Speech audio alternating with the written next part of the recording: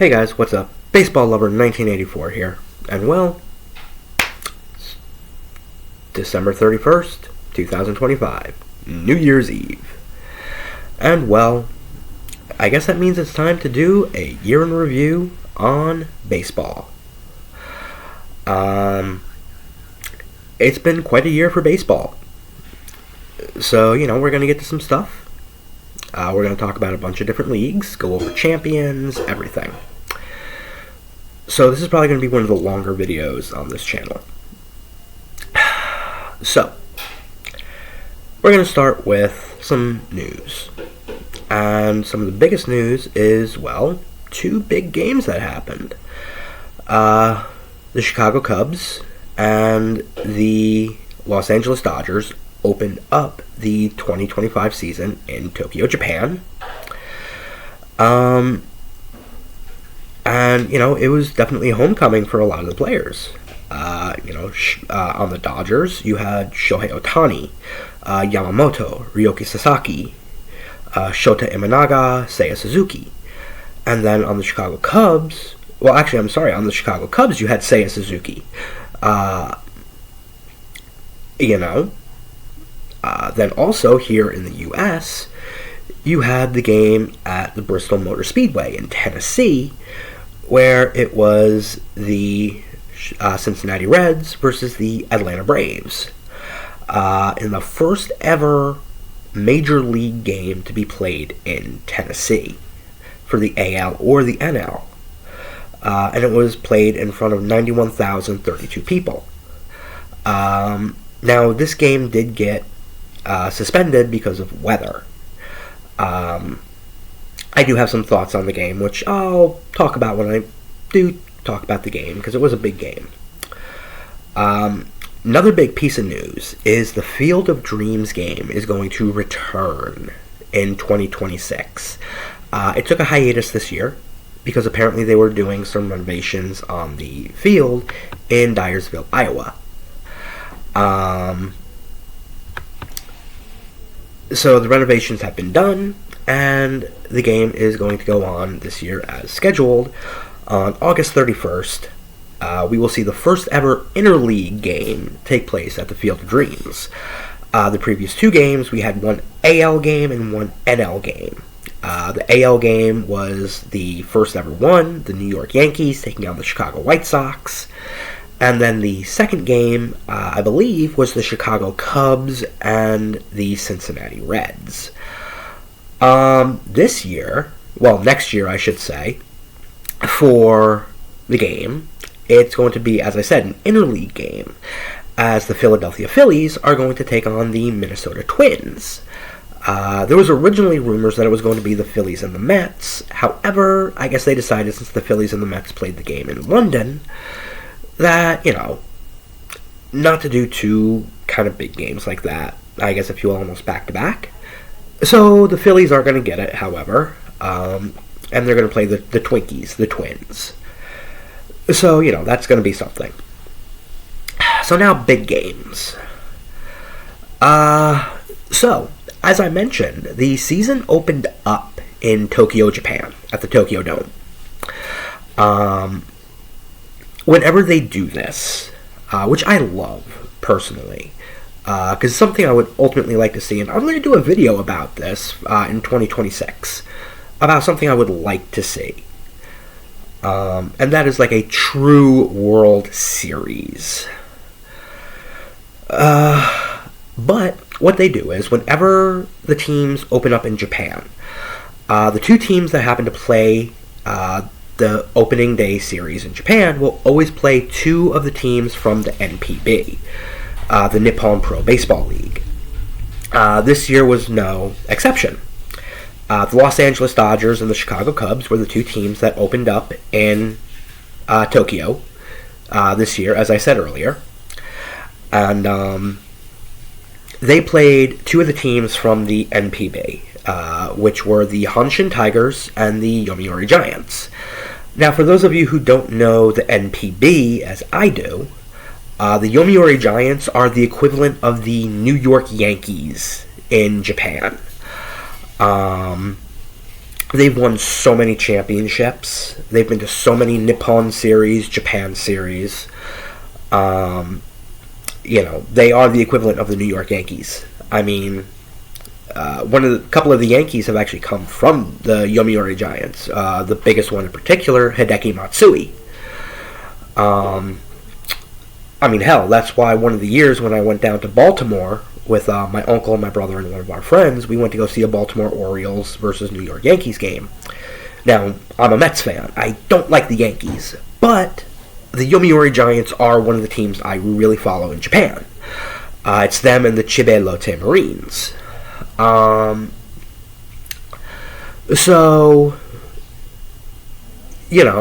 I went down, I wore a Yomiuri Giants hat that I had.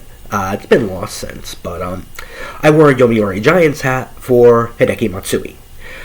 Now, the Hanshin Tigers are, if I had to equate them to any team here in the U.S., it would be the Boston Red Sox. They're a great team. They always put together a great team, and they have the biggest rivalry with the Yomiuri Giants. It is on my baseball bucket list to where if I ever do get to Japan, I do want to go see Koshien, which is the stadium that they play in. Another video I'm going to maybe try to do this year is my baseball bucket list. So yeah, but that's a video coming up. I am going to do a video for tomorrow about my bucket list / goals, if you will, for 2026. But anyway, so every year they do exhibition games with the teams that are playing, that are opening the series in the season in Japan against two of the teams. So we had first on March 14th, we had the Chicago Cubs taking on the Hanshin Tigers. The Hanshin Tigers beat the Chicago Cubs 3-0. Which is something because, the Hanshin Tigers did make it to the Nippon series this year, which I'll get into when we go over the champions for all the different leagues in 2025. March 15th saw a doubleheader for the Los Angeles Dodgers. The first game that they played was against the Yomiuri Giants. The Dodgers beat the Giants 5-1. Then in the second game, they played, of course, the Hanshin Tigers. The Hanshin Tigers beat the Dodgers, again, 3-0, just as they did the Chicago Cubs. Then, on March 16th, we had the final exhibition game between the MLB and the NPB, as the Chicago Cubs took on the Yomiuri Giants. And the Chicago Cubs beat the Yomiuri Giants 4-2. Then we have the two opening day games in Japan. March 18th, again, as I just said, it's the Cubs and the Dodgers. We saw the Los Angeles Dodgers beat the Chicago Cubs 4-1. And then on March 19th, the Dodgers swept the two-game series 6-3 over the Cubbies. Now, the final big game of the year was August 2 and 3. Because, as I said, this game was suspended due to weather, and that was the MLB Speedway Classic at the Bristol Motor Speedway in Tennessee. As I said before, the Cincinnati Reds took on the Atlanta Braves, and the Braves beat the Reds 4-2. So now we're going to go into a couple of milestones for the season. First, we're going to go with Juan Soto. So Soto hit his 1,000th career hit on June 19th against the Atlanta Braves. Soto became the 84th player to hit that mark at age 26 or younger. He's the 17th player to record his 1,000th hit and 200th homer before his 27th birthday. He's the only player in that age bracket to record 1,000 hits, 200 homers, and 800 walks. Now, if we're going to talk about the Mets, unfortunately, we have to talk about the Yankees. As much as I don't want to. So we're going to talk about Aaron Judge. Judge became the first player in Major League history to have at least 5 home runs, with at least 15 RBIs in his team's first 6 games of a season on April 3rd against the Arizona Diamondbacks. Now, mind you, there's more that I have, but, I'm trying to keep this video, even though it's going to be long, short, if you understand what I'm saying. Next, we're going to talk about the Chicago Cubs' Pete Crow Armstrong. Armstrong stole his 20th base of the season against the Washington Nationals on June 3rd, becoming the 4th fastest major leaguer in the modern era since 1900 to record 15 home runs and 20 stolen bases in a season, reaching the mark in just 60 games. The 3 fastest were Eric Davis, 40 games in 1987, Ken Williams, 54 games in 1922, and Bobby Bonds, 59 games in 1973. Of course, we can't talk about milestones without talking about Shohei. Shohei became the first Japanese player in Major League history to hit a home run in 4 consecutive games by hitting a 2-run home run in the 9th inning against the Minnesota Twins on July 22nd. He finished with a home run in 5 consecutive games. Something else is he became the second player in Major League history to start 100 games as a pitcher and hit at least 55 career homers on September 23rd against the Arizona Diamondbacks, joining Babe Ruth. Next, we're going to talk about the Fightin' Phils. 2 players in particular. First, we're going to talk about Kyle Schwarber, the Schwarbomb. Yeah, I know that's more of a Boston accent than a Philly accent, but still. Schwarber recorded his 1,000th career hit on July 25th against the New York Yankees with a home run.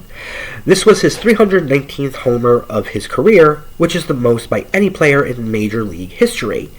At the time of his 1,000th career hit, Mark McGwire had 311 home runs, and Aaron Judge had 308 home runs when they got their 1,000th career hit.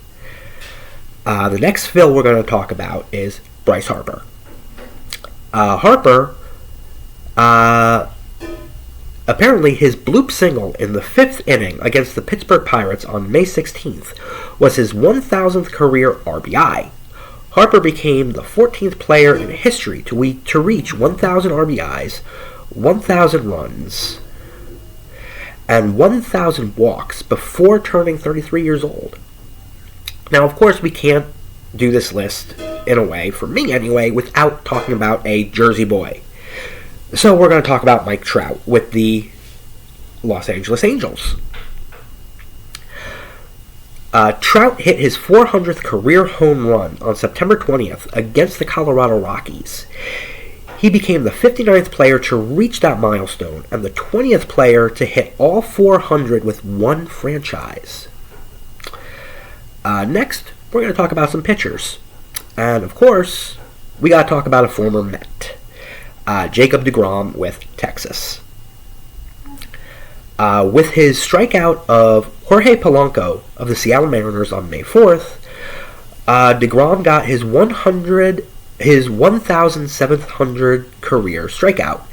This strikeout made him the fastest pitcher to reach this mark, taking only 225 games, beating Yu Darvish, Randy Johnson, who took 230 games. We're next going to talk about Paul Skeens. His 50th start was on August 24th against the Colorado Rockies, and he lowered his career ERA to 2.02 since the start of the live ball era in 1920. The only pitcher to have a lower ERA over their first 50 starts is Vida Blue, who recorded a 2.01 ERA from 1969 to 1972. He lowered his ERA to 1.97 against the Cincinnati Reds on September 24th. He became the 4th pitcher in the live ball era to record an ERA that's lower in his age 23 season or younger, joining Doc Gooden, Vida Blue, and Dean Chance. Next, we're going to talk about Yusei Kikuchi of the Los Angeles Angels. He recorded his 1,000th career strikeout on September 7th by fanning Shea Langoliers.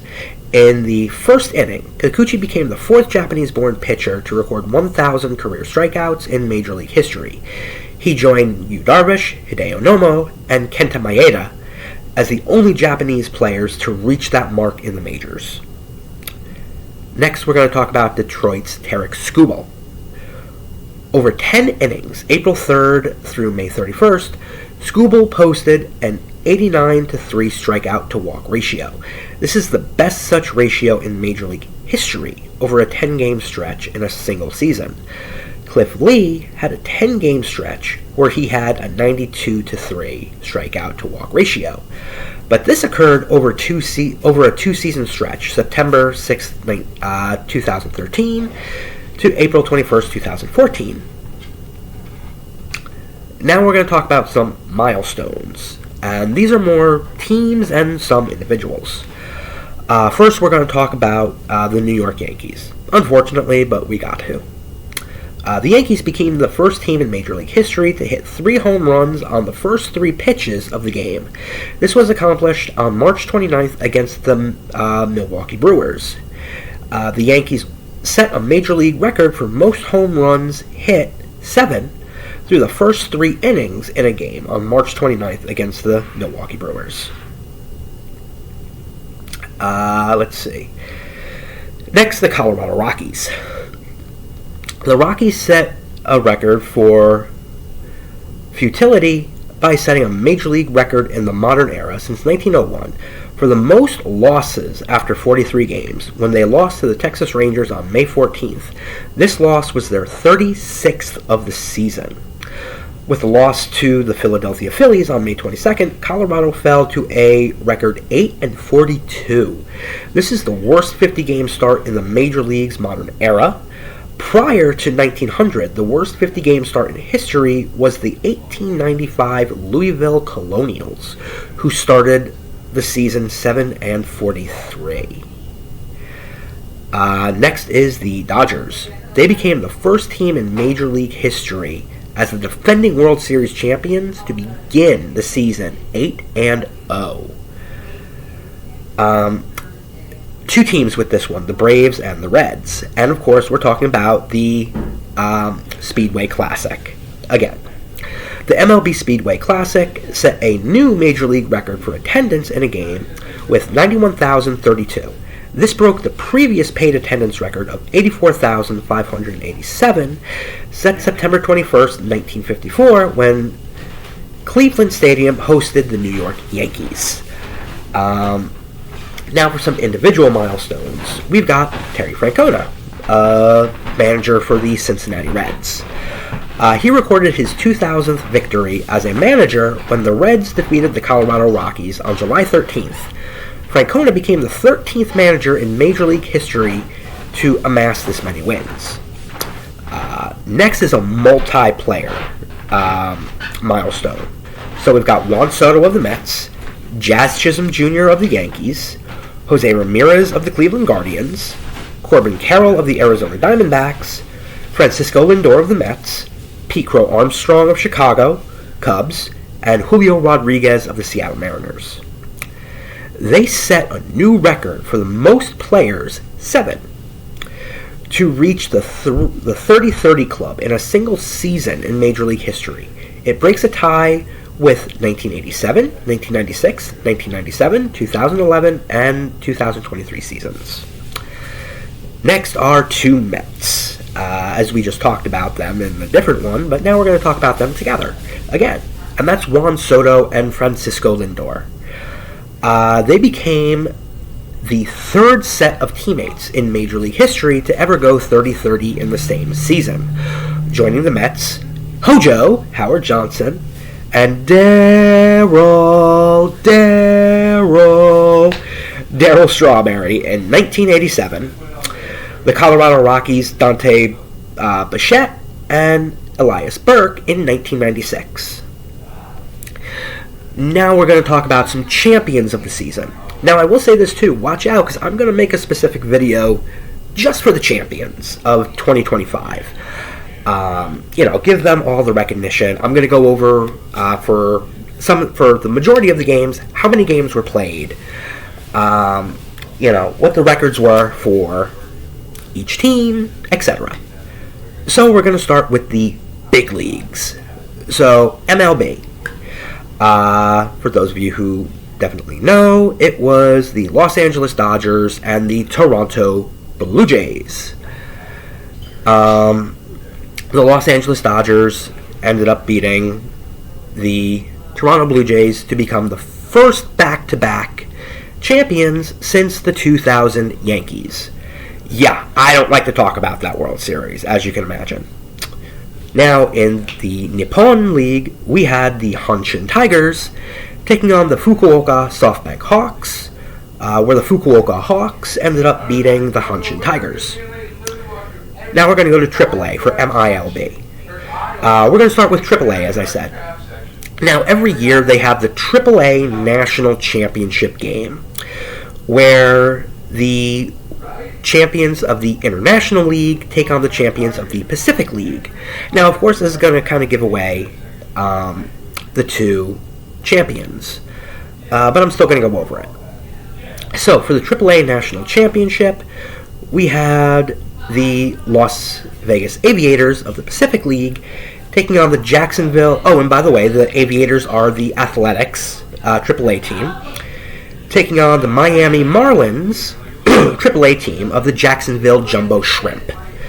The Jumbo Shrimp beat the Aviators. Now, that one is a single game, so I'm going to try to get what the score was for that one when I do my video. Now, as I said, for the International League, we have the Jacksonville Jumbo Shrimp, Miami, who beat the Scranton Wilkes-Barre Rail Riders, the AAA affiliate of the New York Yankees. Then for the Pacific Coast League, as I already said, we have the Las Vegas Aviators, the AAA team of the Athletics, beat the Tacoma Rainiers, the Seattle Mariners AAA affiliate. Now we're going to get into AA. And first we're going to start with the Eastern League. We had the Binghamton Rumble Ponies, the New York Mets affiliate, beat the Erie Seawolves, the Detroit Tigers affiliate. Next is the Southern League. The Birmingham Barons, with the Chicago White Sox, became back-to-back champions over the Montgomery Biscuits for the Tampa Bay Rays. Next, we're going to the Texas League. The Springfield Cardinals, obviously right there, AA affiliate of the St. Louis Cardinals, over the Midland Rockhounds, AA affiliate for the Athletics. Now we're going to High A. High A, we have the Midwest League. We have the West Michigan Whitecaps for the Detroit Tigers beat the Cedar Rapids Colonels, Minnesota Twins. South Atlantic League. The Brooklyn Cyclones, the High A affiliate of my New York Mets. The first championship they've won since joining the South Atlantic League in 2001. Beat the Hub City Spartanburgers, Texas. Finally, the Northwest League. We have the Everett Aqua Sox of the Seattle Mariners over the Eugene Emeralds, San Francisco Giants. Next, we're going to Single A. And first, we have the Carolina League. The Lynchburg Hellcats for Cleveland beat the Columbia Fireflies, the Kansas City Royals. Florida State League. The Lakeland Flying Tigers, Detroit Tigers, beat the Daytona Tortugas for the Cincinnati Reds. Then finally we have the California League. The San Jose Giants, obviously of the San Francisco Giants, beat the Indian Empire 66ers for the Seattle Mariners. Now we have some independent league baseball. And for the independent leagues, first we're going to start with the American Association. We have the Kane County Cougars, who became back-to-back champions, beating the Sioux Falls Cardinals. The Atlantic League, which is a league who I personally follow, since the Somerset Patriots are formerly of that league. Also, I do follow the Long Island Ducks. And for them, the York Revolution became back-to-back champions, beating the High Point Rockers. Next is another league that I do follow because there's two teams here in Jersey who belong to that league, which is the Frontier League. Of course, those two teams for me are the New Jersey Jackals and the the Sussex County Miners. So the Quebec Capitals became back to back to back to back. Yeah, 4 years straight. They won the Frontier League Championship as they beat the Schaumburg Boomers. And finally, for the independent leagues, we have the Pioneer League as the Oakland Ballers, who's still a new team. I think they only started maybe 3 years ago. I'd have to go back and look at it. But they beat the Idaho Falls Chuckers to win the Pioneer League Championship. And, well, finally, if we're going to talk about champions, we got to throw the kiddos in there. You know, we got to throw the kiddos. And that is the Little League World Series, as Taiwan beat Las Vegas to take the Little League World Series championship. So yeah, that's 2025 in a nutshell. Let me know in the comments, what was your favorite moment of 2025 for MLB? And let me know, what are you looking forward to in 2026? And, let's see what happens. It's going to be a great year of baseball. So, until next time, everybody, this is your boy, Baseball Lover 1984, saying, I will see you at the ball game. I will see you in 2026. Play ball.